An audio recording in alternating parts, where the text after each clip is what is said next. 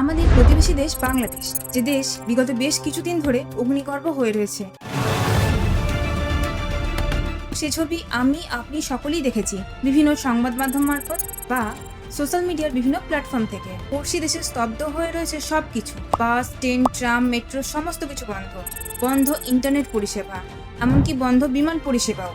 গোটা দেশে অনির্দিষ্টকালের জন্য বন্ধ সরকারি এবং বেসরকারি বিভিন্ন শিক্ষা প্রতিষ্ঠানগুলো। দেশের 64টি জেলার মধ্যে 47টি জেলাতেই এরকম অগ্নিগর্ভ পরিস্থিতি সৃষ্টি হয়েছে। কিন্তু ঠিক কী কারণে দেশ এরকম উত্তাল হয়ে রয়েছে, দেশে তৈরি হয়েছে এরকম ভয়াবহ পরিস্থিতি, যেখানে সেখানে জ্বলছে আগুন, যেখানে সেখানে ভাঙচুর, ঠিক কি হয়েছিল? আমাদের প্রতিবেশী দেশ বাংলাদেশের সরকারি চাকরি ক্ষেত্রে 56% আসন সংরক্ষিত রয়েছে এবং যার মধ্যে উল্লেখযোগ্যভাবে মুক্তিযোদ্ধাদের জন্য 30% আসন সংরক্ষণ রয়েছে। সে দেশের বিভিন্ন সরকারি চাকরি ক্ষেত্রে মুক্তিযোদ্ধাদের জন্য বা তাদের পরিবারের জন্য এই যে 30% আসন সংরক্ষণ রয়েছে, এই সংরক্ষণ ওঠানোর দাবিতেই এই আন্দোলন, এই বৃহত্তর ছাত্র আন্দোলন।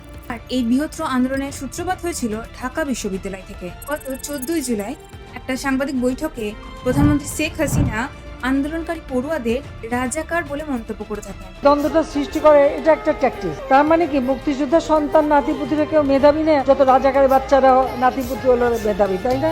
শেখ হাসিনার বক্তব্য অনুযায়ী স্বাধীনতা সংগ্রামীদের পরিবাররা যদি সংরক্ষণ না পায়, তাহলে কারা পাবে সংরক্ষণ? রাজাকারেরা। আর তারপরই পরিস্থিতি আরো ভয়াবহ হয়ে ওঠে। এখন প্রধানমন্ত্রী শেখ হাসিনা যেভাবেই কথাটা বলে থাকুন না কেন, রাজাকার বলতে যা জানা যায়, যারা 1971-এর যুদ্ধে পাকিস্তান সেনাবাহিনী সাহায্য করেছিল বা সহযোগিতা করেছিল পাকিস্তান সেনাবাহিনীকে, তাদেরকেই মূলত বলা হয়ে থাকে রাজাকার। আজকের দিনে পুরো বাংলাদেশ জুড়ে এই যে ভয়াবহ পরিস্থিতি তৈরি হয়েছে, সে দেশের যুব সমাজ বা ছাত্র সমাজ চাইছে সেখানকার মুক্তিযোদ্ধাদের জন্য যে কোটা বা সংরক্ষণ সেটা তুলে ফেলতে হবে। এটুকু শুনে আপনার মনে হতেই পারে, এরা কি সত্যিই অকৃতজ্ঞ? যে মুক্তিযোদ্ধাদের জন্য আজ বাংলাদেশ স্বাধীন রাষ্ট্র, যে মুক্তিযোদ্ধাদের জন্য বাংলাদেশ স্বাধীন হয়েছে, তাদের প্রাপ্য অধিকারটুকু কেড়ে নিতে চাইছে। কত দৃষ্টিতে এটা মনে হলো, বিষয়টা পুরো তলিয়ে দেখলে এটা দাঁড়ায় যে 71-এর মুক্তিযুদ্ধে যারা লড়েছিল দেশের হয়ে, তাদের কিন্তু কারোরই আজ আর চাকরির বয়স নেই। তাহলে এই কোটা কিসের বা কাদের জন্য? ঘটনাচক্রে দেখা যায় মুক্তিযুদ্ধের সময় যারা দেশের জন্য লড়েছিলেন, তারা ছিলেন অনেকেই সাধারণ পরিবার থেকে, অনেকেই পড়াশোনা জানতেন না, ছিল না সরকারি চাকরি করার যোগ্যতা। তাই সেক্ষেত্রে তাদের জন্য চাকরি পেতেন তাদের পরিবারের কেউ, মানে ছেলে বা মেয়েরা। এ পর্যন্ত ঠিক ছিল, কিন্তু 2024 এসে দেখা যায় মুক্তিযোদ্ধার জন্য যে কোটা বা তার পরিবারের জন্য কোটা, সেই কোটায় চাকরি করছে মুক্তিযোদ্ধাদের নাতি নাতনিরা। আর এটা নিয়েই যুব সমাজের তীব্র আপত্তি, কারণ মুক্তিযোদ্ধাদের নাতি নাতনিরা কোনোভাবেই মুক্তিযুদ্ধের সাথে যুক্ত নয়। কিন্তু প্রশ্ন একটা থেকেই যায়, এটা কি রকমের ছাত্র আন্দোলন, যে আন্দোলনে সংবাদ মাধ্যমে বিভিন্ন দপ্তর ভাঙচুর করা হয়, সেখানে আগুন লাগিয়ে দেওয়া হয় মেট্রো স্টেশনে, আবার জেল ভেঙে আসামিদের মুক্ত করে দেওয়া হয়। 1972 সাল থেকে চলে আসা এই কোটা বা সংরক্ষণ পদ্ধতির সংস্কারের দাবিতে 2018 সালে একটা বৃহত্তর যুব আন্দোলন ঘটেছিল বাংলাদেশে। 2018 সেই আন্দোলন দেখে বাংলাদেশ সরকার তখন সরকারি চাকরির ক্ষেত্রে সমস্ত ধরনের কোটা বাতিল করে দেয়।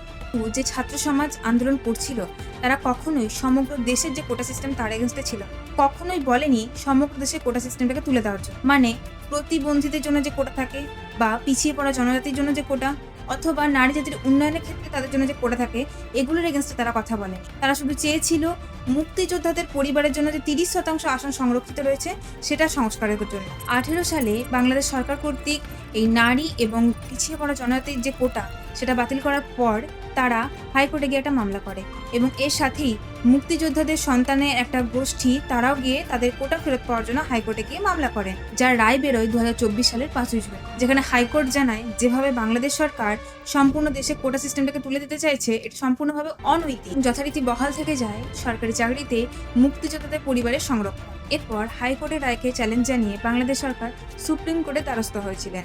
তাহলে এখানে আবারও একটা প্রশ্ন আসছে, যে সরকারের বিরুদ্ধে এত অভিযোগ, সে সরকার তো অনেক আগেই চেয়েছিল এই সংরক্ষণ ব্যবস্থা তুলে দিতে, আর সেজন্যই তো বিষয়টি হাইকোর্টে ধাক্কা খাওয়ার পরে বিষয়টা সুপ্রিম কোর্টে যায়। তাহলে এই ছাত্র আন্দোলনের ভাষাটা এত তীব্র কেন হলো, এত হিংস্র কেন হলো? যে আন্দোলনে মৃত্যু হয়েছে অনেক, আহতের সংখ্যা আরো বেশি, সত্যিই কি সুপ্রিম কোর্টের রায় বেরোনো পর্যন্ত অপেক্ষা করা যেত না? গত রবিবার বাংলাদেশের শীর্ষ আদালত এই সংরক্ষণ নিয়ে রায় দিয়েছে। 2018 সালে প্রধানমন্ত্রী শেখ হাসিনা এই সংরক্ষণ নিয়ে যে সিদ্ধান্ত নিয়েছিলেন, হুবহু সেটা বহাল রাখেনি আদালত। মানে সংরক্ষণ ব্যবস্থা পুরোপুরি তুলে দেয়নি কোর্ট, সরকারি চাকরির ক্ষেত্রে মাত্র 7% আসন সংরক্ষণের নির্দেশ দিয়েছেন সুপ্রিম কোর্ট, যার মধ্যে মাত্র 5% থাকছে মুক্তিযোদ্ধাদের পরিবারের জন্য, আর বাকি 93% নিয়োগ হবে মেধার ভিত্তিতে। পূর্বে মুক্তিযোদ্ধাদের জন্য সংরক্ষণ ছিল 30%, যেটা সুপ্রিম কোর্টের রায় অনুযায়ী কমে হলো 5%। জনজাতির জন্য যেটা ছিল 5% সেটা বর্তমানে হয়েছে 1%। নারী জাতির উন্নয়নের ক্ষেত্রে যেটা ছিল 10% সেটা হয়েছে বর্তমানে 0। জেলা ভিত্তিক যে সংরক্ষণ ছিল 10% সেটাও বর্তমানে 0। এছাড়াও বিশেষভাবে সক্ষম এবং তৃতীয় লিঙ্গের ব্যক্তির জন্য 1% সংরক্ষণ দিয়েছে। তাহলে একটা বিষয় এখানে স্পষ্ট, যদি শুধুমাত্র মুক্তিযোদ্ধাদের আসন সংরক্ষণের বিরোধিতা করতে গিয়ে এই বৃহত্তর ছাত্র আন্দোলন ঘটে থাকে, তাহলে এবার সেটা শান্ত হয়ে যাওয়ার কথা। কিন্তু এই মুক্তিযোদ্ধাদের সংরক্ষণের বিরোধিতার আড়ালে যারা গোটা দেশে তাণ্ডব চালাচ্ছে, গোটা দেশকে অশান্ত করে রেখেছে, তারা কি সবাই ছাত্র, বা সবাই শুধু ছাত্রছাত্রী এই কাজ করছে?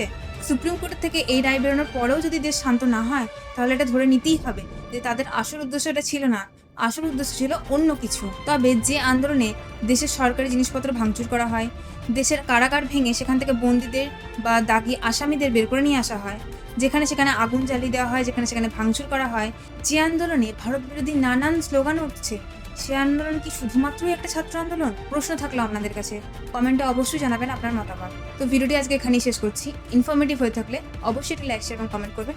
ভালো লেগে থাকলে শেয়ার করবেন। Thank you.